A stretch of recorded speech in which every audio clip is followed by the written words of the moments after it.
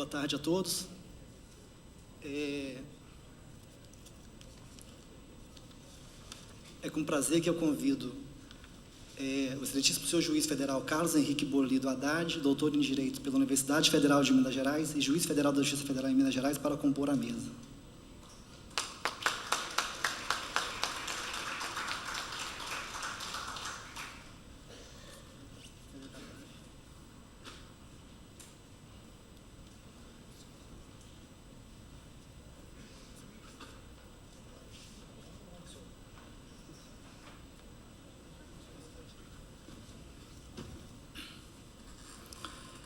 Também integra essa mesa, além do excelentíssimo juiz do trabalho do Tribunal Regional do Trabalho do Espírito Santo, doutor Marcelo Maciel Mancia.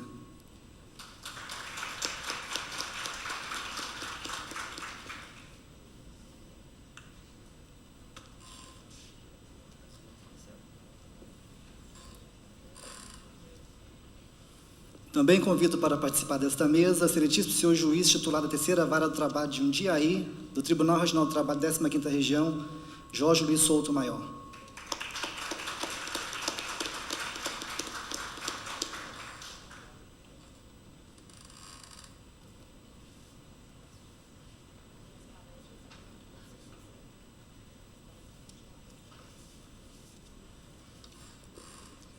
Antes de iniciarmos os trabalhos da mesa, com a palestra do Dr. Carlos Henrique Borlido Haddad, informo às senhoras e aos senhores que cada palestrante terá 15 minutos para sua exposição e que as perguntas deverão ser encaminhadas à mesa por escrito, contendo endereço de e-mail, porque talvez tenhamos que responder por e-mail.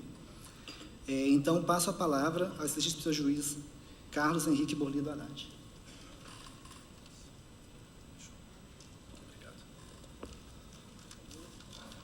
Boa tarde. É sempre um truísmo iniciar falando, agradecendo. E, portanto, vai meu duplo agradecimento pelo convite feito e pela oportunidade de poder voltar a respirar os ares do Espírito Santo. É um estado com o qual eu mantenho um vínculo perene, que se iniciou já na minha infância, nas praias de Guarapari. Eu venho aqui para compartilhar experiências. Atuei como juiz federal em Marabá durante 5 anos e dezenas de processos passaram em minhas mãos. Muitas condenações, muitas absolvições, muitos processos julgados. Eu me lembro que quando eu iniciei a análise desse processo, eu me deparei com um livro de 1936, de um autor italiano chamado Eugenio Florian. Era Deliti contro la libertà individuale. Nesse livro, Florian dizia da escravidão nas fazendas brasileiras. E o curioso não foi nem ele, um autor peninsular, fazer referência à escravidão nas fazendas do Brasil. O surpreendente foi que Nelson Hungria, o relator do anteprojeto do Código Penal de 1940, ter dito que Florian conhecia tão imperfeitamente nosso país como a língua que aqui se fala. Passadas mais de 7 décadas, estamos aqui discutindo sobre trabalho escravo e, na minha experiência, em fazendas e carvoarias brasileiras. Eu vou ser breve e dividir essa apresentação em 3 partes: uma pré-processual, a processual e a recursal. A recursal é processual, mas é uma fase que se realiza em segunda instância. A respeito da fase pré-processual, eu inicio com um elogio ao trabalho realizado pela equipe móvel de fiscalização, pelo Ministério do Trabalho. Todas as ações penais, praticamente, que tramitavam em Marabá, elas eram instruídas com os relatórios elaborados pela equipe móvel. A ideia de se ir a loco, realizar uma vistoria e coletar provas foi excepcional. Evitava o recurso ao inquérito policial. E o Código de Processo Penal autoriza, sem nenhum problema, que as denúncias sejam instruídas com peças de informação, requisito atendido pelo relatório da equipe de fiscalização. Eu, sinceramente, prefiro que as denúncias tivessem sido instruídas pelo relatório do que pelo inquérito. O inquérito, ele é altamente burocratizado, extremamente cartorário, depende muito do ritmo de uma delegacia, existem inúmeras condicionantes ao seu desempenho, falta de efetivo policial, falta de recursos materiais, viaturas diárias para realizar diligências. Não podemos esquecer problemas interinstitucionais, interpessoais no âmago de uma delegacia, que podem atrasar também a conclusão dessas investigações. O Ministério Público nem sempre ele acompanha ou auxilia essas investigações, e normalmente quando ele faz um controle, é um controle de legalidade, e uma legalidade que se resume a verificar os prazos do inquérito. Uma figura nativa, nacional, é o inquérito ping-pong, é aquele que vai da polícia para o Ministério Público e volta para a polícia, Ministério Público e volta para a polícia, sem que se realize absolutamente nada. Então, são requerimentos de dilação de prazo, sem que se realizem diligências, investigações, e isso é muito ruim para a atividade investigativa. O sistema de justiça criminal, a justiça, os juízes, dependem muito dessa atividade investigativa. E, às vezes, nós não podemos nem esquecer os conflitos que, por vezes, existem entre Ministério Público, embora talvez não seja a regra, entre Ministério Público e polícia, porque, recentemente, nem digo tão recente assim, as duas instituições digladiavam-se por tentar ter poderes autônomos de investigação. E, normalmente, o trabalho é muito interdependente. Por todas essas questões, eu sempre achei muito bom a instrução do processo feito pelo relatório do Grupo de Trabalho Móvel.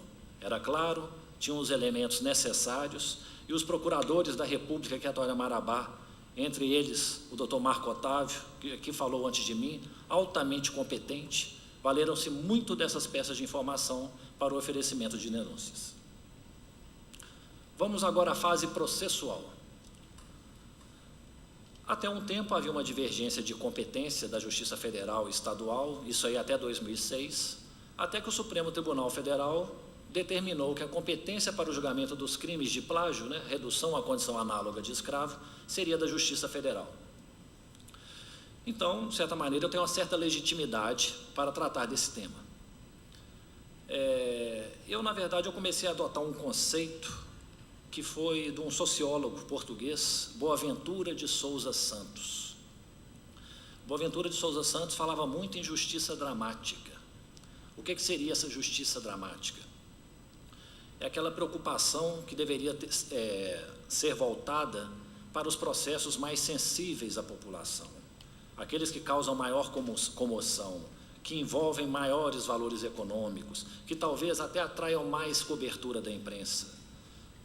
A nossa justiça de varejo, eu sou juiz e confesso, ela é muito ruim. Essa justiça do dia a dia, em que o cidadão precisa ajuizar uma ação, muitas vezes contra a União, reclamando um contrato, ela é morosa, às vezes insuficiente, e uma justiça que é morosa, ela não vai atender adequadamente as partes. Então, se essa justiça de varejo, ela não atende a contento, por que não voltar o enfoque para aquelas causas que têm maior repercussão na sociedade? Talvez, não digo que seria um fingimento, mas nós causaremos a impressão de que o Poder Judiciário exerce uma função efetiva. Então, mais ou menos com base nessa ideia, resolvi separar os 100 processos principais que tramitavam na subseção judiciária de Marabá. Envolviam questões que não só diziam respeito ao trabalho escravo, mas também improbidade administrativa, conflitos agrários, grandes questões e danos ambientais. Chamei esse projeto de projeto Guardião. Indiquei uns 10 servidores, distribuí os processos para esses 10 servidores e falei com eles: não deixe o processo parado na prateleira. Os servidores pessoalmente se encarregavam dos autos, eles expediam ofícios, expediam cartas precatórias, juntavam documentos, controlavam rigorosamente os prazos. Eles entravam em contatos com os juízos deprecados para o cumprimento de diligências. Cada despacho que era feito era previamente discutido, até o ponto em que nós começamos a poder padronizar determinadas ações. Chegou-se ao ponto de o próprio juiz, acompanhado do Ministério Público, realizar viagens pelo interior do Pará. Nesse trabalho, nesses processos criminais que envolviam o trabalho escravo, a Justiça Federal ficava muito dependente da Justiça Estadual, no cumprimento de cartas precatórias para ouvir testemunhas, realizar citações, fazer interrogatórios. Então, se Maomé não vai à montanha, a montanha vai ao Maomé. Como as cartas precatórias demoravam muito para regressar, resolvi ir aos locais onde as cartas seriam cumpridas e realizar pessoalmente essas audiências. Então, previamente, os oficiais de justiça iam à localidade, faziam todas as intimações e citações necessárias, e em seguida eu passava uma semana junto do Ministério Público, acompanhado pela Polícia Federal, para poder realizar essas audiências e trazer uma maior celeridade ao processo. Chamei vários auditores fiscais que participaram das operações para que comparecessem pessoalmente em Marabá e prestassem o depoimento. Era uma forma de concentrar os atos processuais e julgar com maior rapidez. Atuando dessa maneira, conseguimos que os processos saíssem de uma certa letargia e tivessem um caminhar mais rápido. No final do primeiro ano, foi possível julgar as 32 primeiras ações. Em seguida, julgamos mais 9, depois acho que 14. Da última vez, julguei 4 processos de uma vez.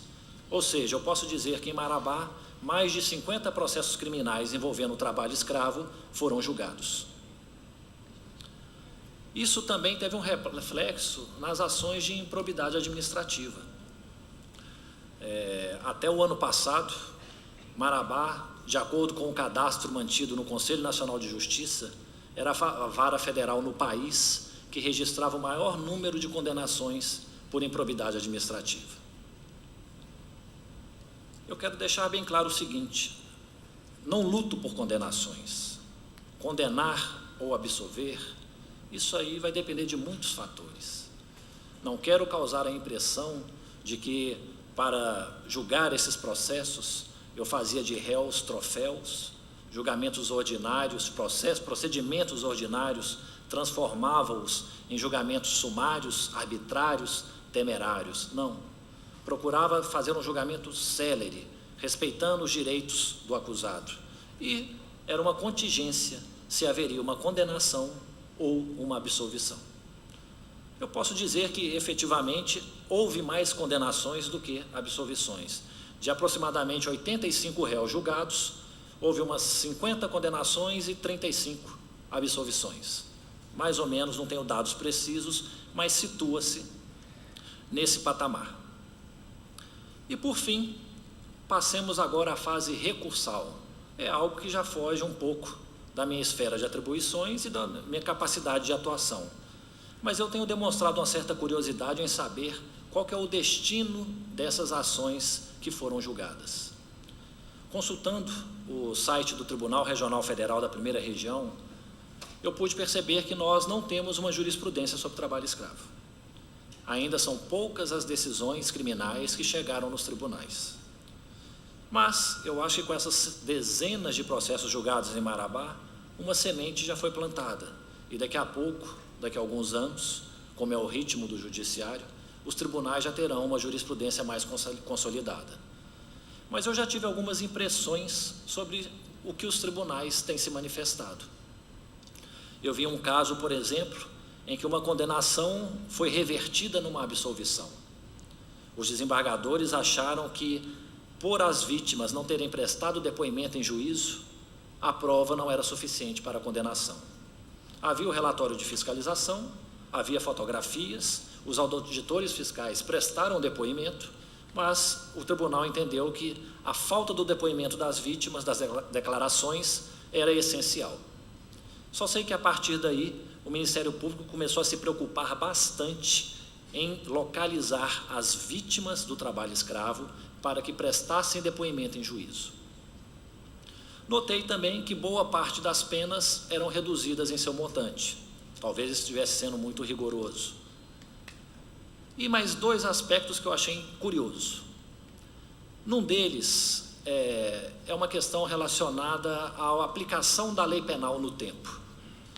Desde quando o Código Penal foi modificado em 2003, em que se acresceram elementos ao tipo penal do trabalho escravo, eu tenho feito uma tecnicalidade, mas eu tenho feito uma certa diferenciação. Condições degradantes de trabalho antes de 2003, em tese, não caracterizam o trabalho escravo. Posteriormente, sim. Essa é a minha opinião. Eu vi que o tribunal acolheu esse posicionamento meu, e ele realmente manteve uma absolvição que foi proferida. Mas eu vi também outra decisão que o tribunal não acatou esse entendimento. Ele reverteu a absolvição e condenou o acusado. Não sei se é triste, mas o que gera uma certa surpresa é que essas duas decisões são da mesma turma do Tribunal Regional Federal da Primeira Região, da 4ª turma. Então, temos decisão a qualquer gosto. Aí, às vezes, eles falam, o juiz de primeiro grau, às vezes, ele é um rebelde por natureza, porque não segue as orientações do tribunal. É só me dizer quais são elas. Seguirei com a fidelidade canina. Por fim, um outro fato que me trouxe uma certa preocupação. Em uma das absolvições, o relator do acórdão estabeleceu o seguinte: o crime não está caracterizado porque não se comprovou o total estado de sujeição das vítimas em relação ao empregador. Aí eu me lembrei da Itália, não de Florian, mas da Corte Constitucional Italiana. Na Itália, havia o crime de plágio, previsto no artigo 603 do Código Penal. E o crime de plágio na Itália dispunha mais ou menos dessa maneira: submeter alguém totalmente à sujeição de outrem. Eles afirmaram à Corte Constitucional que durante toda a vigência desse Código Penal, apenas uma única condenação por esse crime de plágio ocorreu. E eles justificaram isso da seguinte forma: esse crime tem um conteúdo tão indefinido, é tão difícil estabelecer o que é a total sujeição de alguém a outrem, que ele é inconstitucional. E declararam a inconstitucionalidade do artigo do Código Penal. Parece que aqui no Brasil ainda não nos livramos desse problema. Vemos entendimentos que exigem a total sujeição de alguém à vontade de outrem. Acho que dei meu recado. Quero só dizer aos senhores que esse problema do trabalho escravo, ele envolve aí a desigualdade imensa que existe no nosso país, o baixo nível educacional de vítimas e de agentes, e uma certa cultura de conformismo e resignação superlativos. Isso não pode ser tratado isoladamente, não tem sido tratado, pelo menos é o que eu vi hoje. Isso também não pode ser tratado como exclusivamente um problema de justiça criminal. Mas a justiça criminal é uma das frentes dessa batalha. E nessa batalha, a Justiça Federal tem procurado dar a sua contribuição. Obrigado.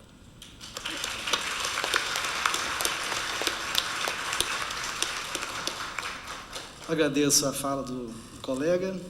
Inclusive, tive uma grata surpresa de descobrir que ele é irmão de uma colega minha lá de Minas. Então, tudo em casa, né? Olha só, vamos passar agora a palavra ao excelentíssimo juiz Marcelo Maciel Mancilha, que é do meu tribunal. Tenho muito prazer de passar a palavra a ele. Obrigado.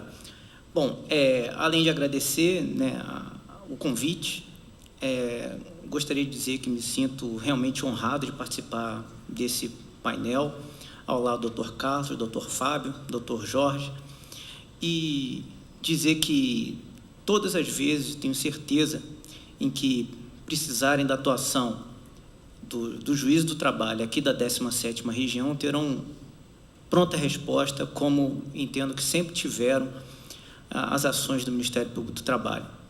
Bom, em primeiro lugar, eu gostaria de dizer o seguinte: na verdade, esse trabalho escravo contemporâneo não é tão novo assim, né? Já em 1971, quando a grande maioria aqui não era nascida, né?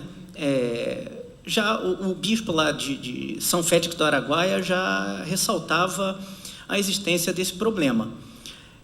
e num local no qual existe, né, uma atuação, digamos, pífia do Estado, no sentido de efetivar os direitos sociais, né? O Estado se manteve e se mantém ainda ausente em vários locais desse país de dimensões continentais. Aqui no Espírito Santo, nós podemos dizer que nós somos realmente privilegiados no que concerne ao trabalho degradante, ao trabalho escravo. São pouquíssimos casos, temos sim empregadores incluídos na lista negra, mas podemos dizer, né, que aqui no Espírito Santo somos perto, né, do Pará, perto de Mato Grosso, sim, privilegiados.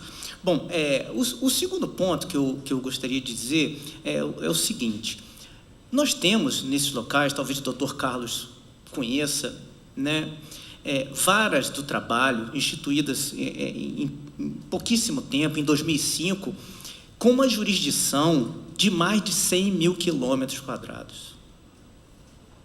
São varas de trabalho com jurisdição em área superior ao estado do Rio de Janeiro, do Espírito Santo. Aqui no Espírito Santo nós temos 23 varas de trabalho.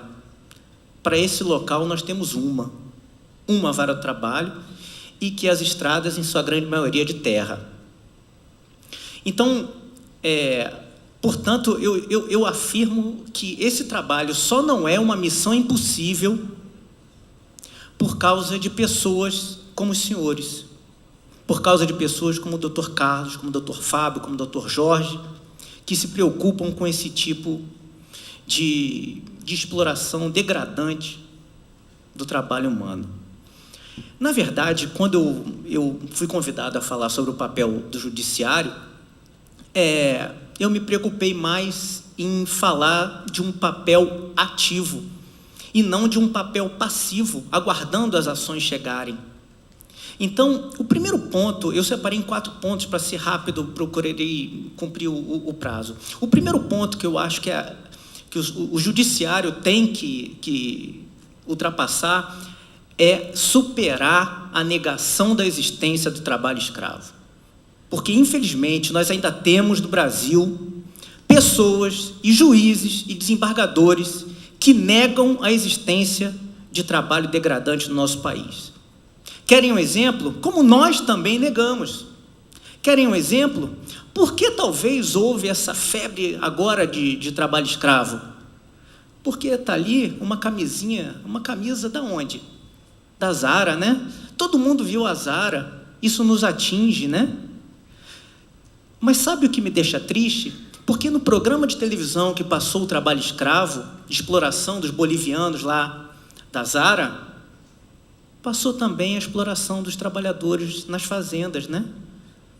Muito mais grave em termos degradantes, a meu ver, que dos bolivianos.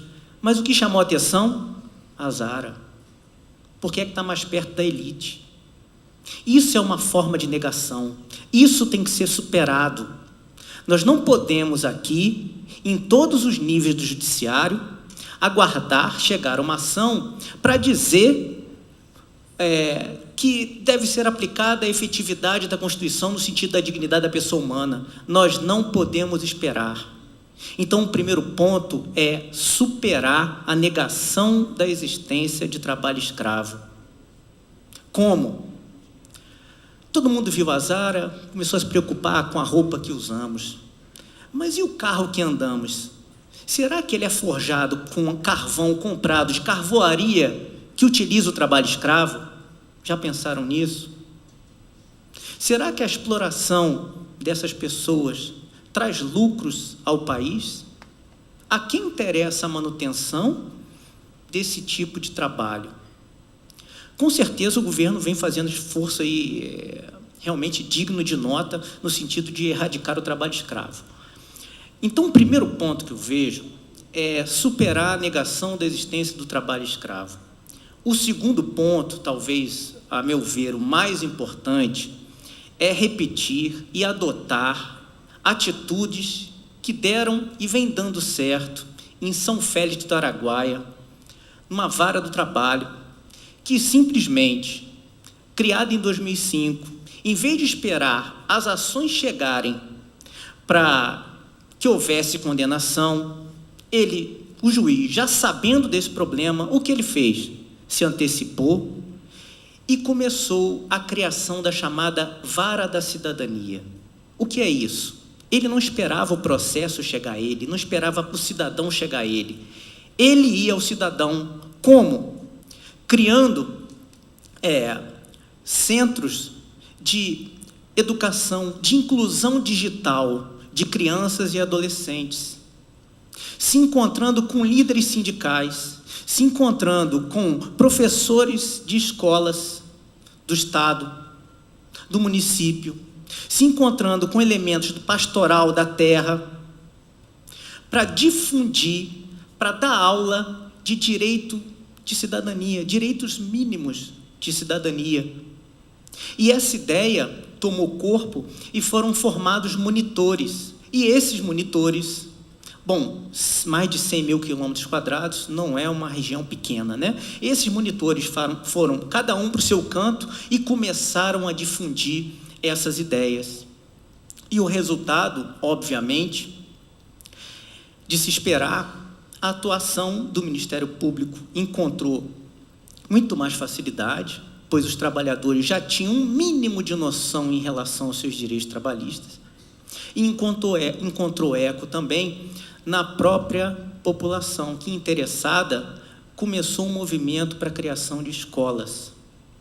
Então, talvez um papel mais importante do judiciário não seja passivo, e sim ativo, no sentido da educação desses trabalhadores.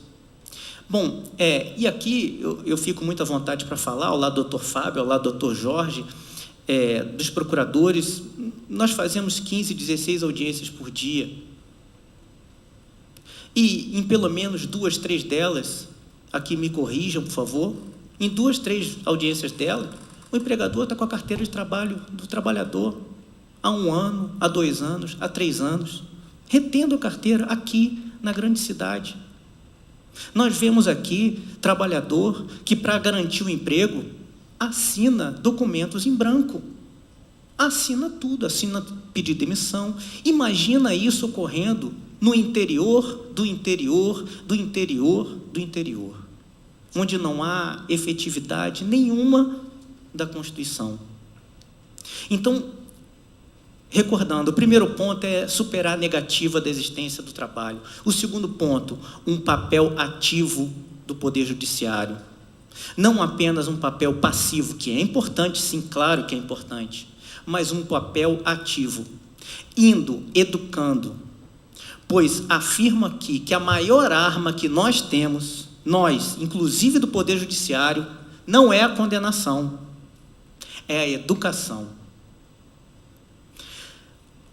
O terceiro ponto, obviamente, que trata aí sim já do Poder Judiciário na sua atuação passiva, ou seja, no recebimento das demandas, tanto nas ações civis públicas, né, importantíssimas, como nas ações individuais raríssimas no que se concerne à exploração de trabalho escravo, né, trabalho degradante. No que concerne também a atuação judiciária nesse ponto, eu lanço aqui umas ideias que, na verdade, eu não lanço, desculpem, eu repasso umas ideias desse juiz lá de São Félix do Araguaia. O que ele está fazendo? A Lei da Ação Civil Pública, ela destina, né, a indenização a um fundo, no caso, né, da legislação trabalhista, o Fundo de Amparo ao Trabalhador.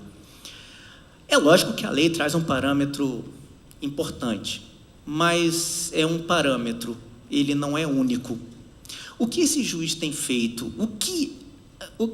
Qual é a semente que ele tem lançado? Por que não voltar à indenização desse dano moral coletivo em benefício da própria coletividade que sofreu o dano? Então, o que tem sido feito? Valores têm sido revertidos para construção de escolas na própria localidade. Valores têm sido revertidos para compra de equipamento hospitalar, cirúrgico, anestésico. montagem simplesmente de locais para atendimento por parte dos auditores fiscais do trabalho, compra de veículos 0 quilômetro para a fiscalização móvel, tudo isso em acordos firmados, no qual a destinação do recurso não é para o Fundo de Amparo ao Trabalhador, e sim para aqueles membros da coletividade que sofreram dano. Então, eu acho isso um papel fundamental que, somado aos anteriores, ou seja, superar a negativa da existência do trabalho escravo. Segundo, uma atuação ativa na sociedade, no sentido de educação. Terceiro, na atuação passiva, ser criativo no momento de destinar o valor da indenização. E, por último, no caso da inexistência de acordo, no caso da atuação do juiz proferindo a sentença, ser duro nas condenações, porque as condenações trabalhistas ainda são muito tímidas em relação ao trabalho escravo. Daí, a decorrência do chamado dumping social, que o Dr. Jorge é um mestre, sabe muito bem. A exploração desse trabalho simplesmente não tem tido uma resposta dura, firme, apesar da vontade do judiciário, ainda é muito tímida. Então, nós devemos, a meu ver, para finalizar e para contribuir um pouquinho, com esse seminário, eu penso o seguinte: a atuação do judiciário, a meu ver, é muito mais importante fora do processo do que dentro dele. Fora do processo, no sentido, primeiro, superar a negativa. Segundo, uma atuação ativa, procurar solucionar o problema antes dele chegar no judiciário. Educação, essa é a chave. Terceiro, tentar solucionar o conflito através da conciliação.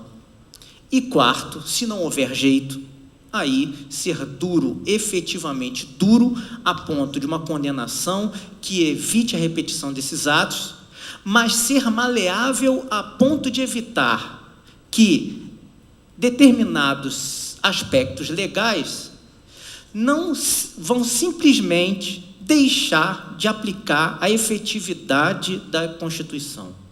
Então, para finalizar, a meu ver, nós necessitamos de uma justiça do trabalho ainda mais ágil, dura, criativa, mas, ao mesmo tempo, despida de dogmas e comprometida não apenas com discurso, porque discursar até eu sei fazer, mas comprometida com a efetividade dos direitos sociais contidos na Constituição. Não é possível que esses direitos estejam lá há mais de 20 anos e somente agora nós estamos aqui preocupados com o trabalho escravo dessa maneira. Isso não é possível. Nós devemos efetivar os direitos sociais. E vou ainda mais longe, a qualquer custo. Bom, espero ter contribuído de alguma forma, vou continuar aprendendo aqui e me coloco à disposição sempre que o Ministério Público do Trabalho e os auditores fiscais necessitarem. Muito obrigado.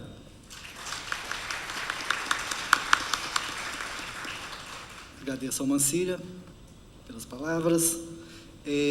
Tenho 2 avisos. Primeiro, para relembrar que as perguntas devem ser enviadas por escrito, de preferência com e-mail, para possível resposta por e-mail. O segundo aviso é que, devido ao adiantado da hora, não haverá intervalo. Porém, a partir de 16h45, estará disponível café. Mas, nesse período, as palestras prosseguirão normalmente. Tá certo? Bom, agora eu passo a palavra ao Souto Maior, que falará sobre o tema.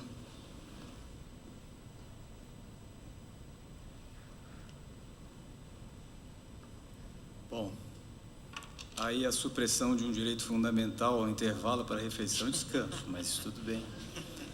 Vamos em frente. É uma grande honra para mim estar aqui presente neste evento. Agradeço muito aos organizadores e a possibilidade de estar aqui acompanhado do Bonisson, do Carlos Henrique, do Marcelo, participando desta mesa sobre um tema tão importante. Eu queria conduzi-los a raciocinar este tema, não na perspectiva da emoção, mas na perspectiva da razão. A mesma razão que, outro dia, fez com que um homem fosse preso por ter furtado 4 latinhas de atum e teve que entrar com habeas corpus no Tribunal de Justiça de São Paulo para ser liberado. A mesma razão que conduziu ao STJ a dizer que um bem de família pode ser penhorado para superar uma dívida em razão de uma pessoa que havia furtado um estabelecimento. A mesma razão que levou a uma espécie de uma comoção social que alastrou pelo país inteiro contra 70 estudantes que estavam ocupando um prédio velho da Universidade de São Paulo e que depois gerou a mesma razão 400 homens, força policial máxima, armados com helicópteros para fazer o império da lei sobre aqueles 70 estudantes. E pesar, que ao mesmo tempo que esta razão está sendo posta, a Justiça do Trabalho está aí com grandes discussões. Aviso prévio proporcional. Um aviso prévio proporcional aplica-se também ao empregado? 3 dias a mais por ano. Vamos lá, sindicato, força sindical, conduzindo os trabalhadores a entrar com reclamações trabalhistas para pedir 3 dias a mais por ano. Esses 3 dias a mais por ano é para o primeiro ano ou depois de mais um ano? E é um ano de efetiva prestação de serviços ou, se houver suspensão do contrato de trabalho, isso se conta ou não? Grande discussão também se tem travado quanto à aplicação do 475J. Aplica? Não aplica? 15 dias? 48 horas? 475J do CPC se aplica ao processo de trabalho? Não se aplica ao processo de trabalho? Quando nós travamos na Justiça do Trabalho todas essas discussões extremamente relevantes, quando nos deparamos com a questão de uma condição de trabalho análogo à de escravo, surge um vácuo. O que fazer? E aí, lhes pergunto, será que o que fazer é fazer como fez o Blatter recentemente, dizendo que casos de racismo se resolvem ao final do jogo com um mero aperto de mão, tudo resolvido? Ou, como no caso da Zara, vamos negociar com a Zara, vamos dar um aperto de mão na Zara para saber se ela pode ou não pagar uma indenização, se a sociedade realmente está comovida mesmo com o que aconteceu, porque, pelo que eu vejo lá em São Paulo, as lojas da Zara estão cheias. E os produtos daquele crime, que são aqueles produtos, estão lá sendo vendidos naturalmente e as pessoas comprando.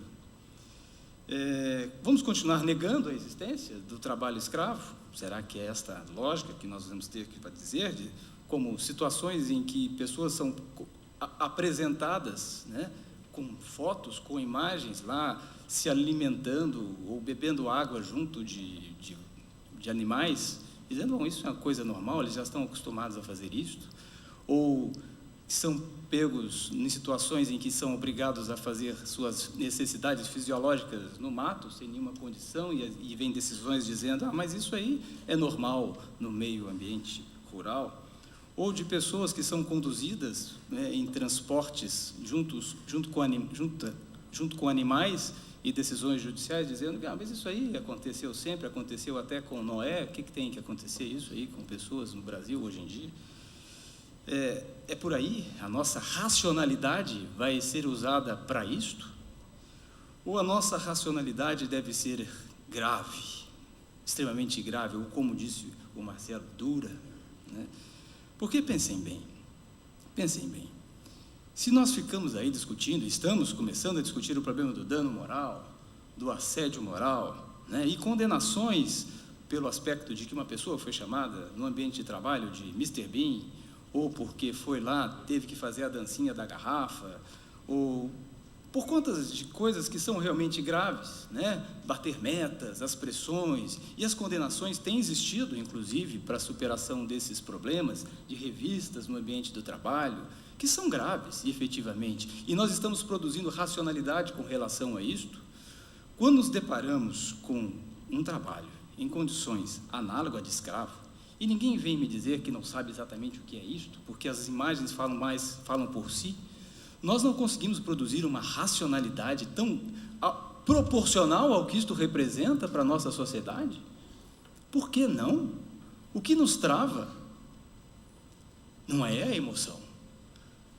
A racionalidade também não pode ser. Então, diante de uma situação dessa, o que nós devemos fazer é uma condenação que seja radical mesmo, sem nenhum tipo de ponderação possível, porque não existe ponderação de valores. Peguem lá as teorias de Robert Alexy, do Working, e vá lá fazendo tudo quanto é pós-positivismo que queiram fazer, e peguem um valor só possível que exista no ordenamento jurídico que possa ser ponderado com uma condição análoga à de escravo. Outro dia, um colega seu, me perdoe, do Ministério Público do Trabalho, fez uma ponderação em que eu condenava uma empresa, numa situação como essa, uma reclamada, ao pedido, ao valor que foi pedido, módico, ridículo até, de R$30 mil, e a ponderação feita pelo Ministério Público, e que foi acolhida pelo tribunal mais tarde, é de que aquele valor, considerando todos os trabalhadores escravos, né, que foram pegos na situação, de R$30 mil para cada um, poderia conduzir aquela empresa ao fechamento. Mas que ponderação é esta? O que se queria, o que se deveria querer mesmo é que ela fechasse, que nunca mais existisse na face da terra. Porque nós não queremos conviver com escravagistas, queremos? Eu não quero. Não quero mesmo. E condenei aos R$30 mil pedidos para cada um, que foi módico, que é o que eu podia fazer, porque eu estava no pedido. E mais R$1 milhão por dano social, porque não foram só aquelas pessoas que se sentiram agredidas por aquela situação, a sociedade em geral se viu agredida. Então a indenização deve ser equivalente a uma indenização que extirpe da concorrência econômica qualquer tipo de empresa que assim haja, para favorecimento de tantas outras empresas que estão por aí, querendo fazer as coisas certas, querendo atuar de forma devida, querendo ser éticas. Não existe, nós temos que acreditar que a sociedade é ética. Então, nós temos que privilegiar quem age na sociedade de forma ética. E quem não age de forma ética, sobretudo na perspectiva de conduzir alguém à condição análoga de escravo, que me perdoe, vá para outra sociedade, vá para a Itália, vá para a Espanha. A Zara, vá para a Espanha, Zara. Não precisa ficar aqui no Brasil, nós não queremos. Esse é o recado que eu acho que nós devemos dar, concretamente, forte, duro, mas não é nem um pouco desproporcional. É racional e proporcional. Mas a redução à condição análoga do escravo é o pior tipo de redução da dignidade humana. A indenização que decorre disso deve ser equivalente, se, por exemplo, uma fazenda, né, com 200 pessoas conduzidas à condição análoga de escravo, a indenização deve ser o valor equivalente à fazenda. Quanto vale a fazenda? Às vezes não vale muito, né, porque dependendo de onde é, né, às vezes nem vale muito. Então, a fazenda e mais algum tanto, os bens e todo o resto que aquele escravagista possui, para que ele nunca mais faça aquilo, e que ele não concorra no mercado com outras empresas ou com outras fazendas que não queiram fazer a mesma coisa. E sem deixar de pensar na perspectiva do desafio apresentado pelo Marcelo, da criatividade, de pensar também na perspectiva da responsabilidade do Estado sobre isto, né? Como bem levantou o Carlos Henrique. Porque muito disso, em muitos lugares, decorre da falta de um Estado social presente, com educação, com saúde, com oportunidades de trabalho, com escolas, e um juiz pode reverter na perspectiva de um dano à sociedade aquela perspectiva daquela indenização, não só na pessoa do escravagista, mas na responsabilidade, chamando o Estado à sua responsabilidade. Chamando o Estado, você também é responsável por isso. Porque, senão, é muito simples, né? Nós vamos condenar aquele escravagista, ele não vai pagar, aquela execução vai para diante, não vai em lugar nenhum, e aquelas pessoas continuarão ali sem oportunidades de vida, sem oportunidades concretas de vida, porque o problema, quando se coloca dessa perspectiva, sobretudo em meios rurais, é mesmo de uma falta de existência social digna, não só de um problema de relações de trabalho. Então, eu acho que isso tudo é muito sério mesmo, e nós precisamos estar envolvidos nesse assunto com uma certa racionalidade, a racionalidade da radicalidade. Muito obrigado.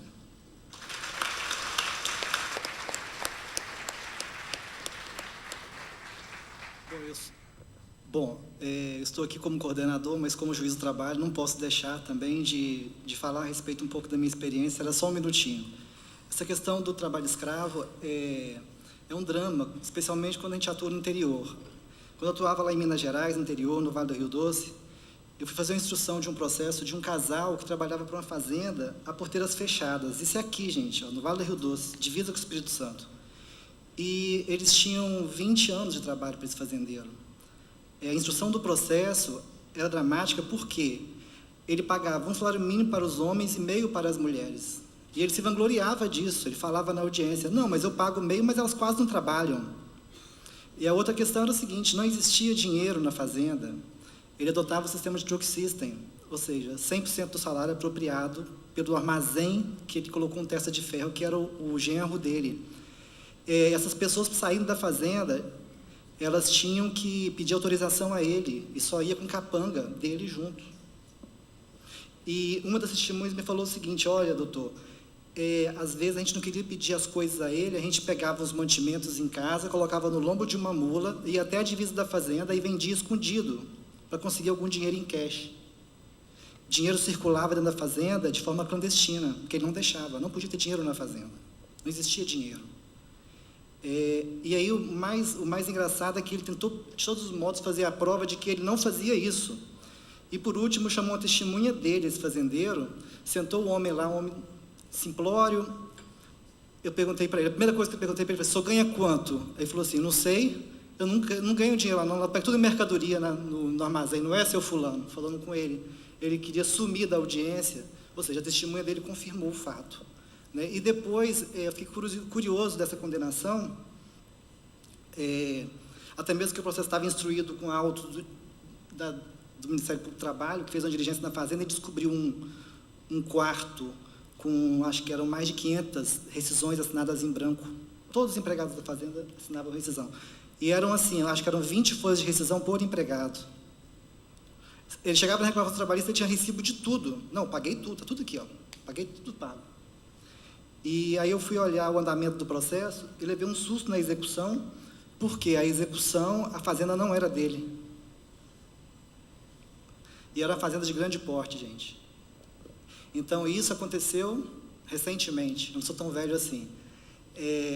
E o pior não é isso, o pior é, por exemplo, aqui na capital, a gente vê, eu já peguei um caso aqui de um grande banco internacional que contratou uma empresa de 5ª categoria aqui de Vitória para vender produtos para eles. Chegou na audiência, eu perguntei a preposta dessa empresa, mas não assinou a carteira? Não, doutor, eu fico com a carteira de 60 dias na experiência e como não deu muito certo, devolvi a carteira e tchau para todo mundo está bem na história, não sujou a carteira deles. Eu falei, mas espera aí, um banco internacional vem fazer isso aqui em Vitória? O que eu faço como juiz? Existe algum mecanismo, um ativismo judicial para que a gente possa falar o que está acontecendo? O que eu fiz? Eu decidi entrar no Código de Conduta desse banco internacional, porque eles assinam o Código de Conduta Internacional, porque alguns países exigem isso. Um banco tem que assinar um Código de Conduta, de que ele vai respeitar as leis do trabalho, respeitar o trabalhador, os parceiros, etc. E o mais curioso é que eu descobri que esse banco ele tinha assinado um termo em sessão solene na OIT, dizendo que eles eram contra o trabalho escravo, não sei o quê. E aí eu tomei as providências, né, de intimar e de dar ciência a aos órgãos que homologaram aquela coisa bonitinha que estava no site, né? Porque o site estava escrito isso lá, então alguém certificou esse cara, né? Mas isso passa muito, gente, por nós brasileiros que lavamos a mão, né? A gente não quer saber de onde vem um produto. Infelizmente, e a certificação social? O que nós podemos fazer quanto a isso? É muito interessante a discussão. Eu concordo com o Souto-Maior, eu acho que a gente não tem que pensar nesse empreendedorismo amador. Vamos salvar o negócio. Não temos que salvar negócio nenhum, gente. Se queremos um país decente, nós temos que fechar quem ocupa a pessoa em regime de escravidão. Então, concordo com ele. Bom, para terminar essa minha intervenção, meio intrometida, eu dou uma dica de um filme de Lars von Trier, da Escandinávia. O nome do filme é Manderley, que fala justamente sobre a história da escravidão consentida. A gente tem que tomar muito cuidado com isso, porque às vezes o consentido, a pessoa está tão naquela condição que ela acha aquilo até normal, mas nós temos que parar de achar normal algumas coisas, gente. Não dá para fingir que não está vendo, né? Mas o que... O grande alento que eu tenho como juiz é que a parceria com o Ministério Público do Trabalho e o Poder Ministro, através da pessoa da Ana Lúcia, que sempre toma as providências, quando eu mando oficiar, eles sempre providenciam mesmo, e é uma parceria salutar. Então, bom, depois dessa intromissão, eu quero agradecer. Deixa eu ver aqui, as perguntas vão ser respondidas por e-mail, devido ao adiantado da hora. Agradeço a presença de todos, né? As falas foram muito interessantes, penso que enriqueceram muito a todos nós, e muito obrigado pela atenção.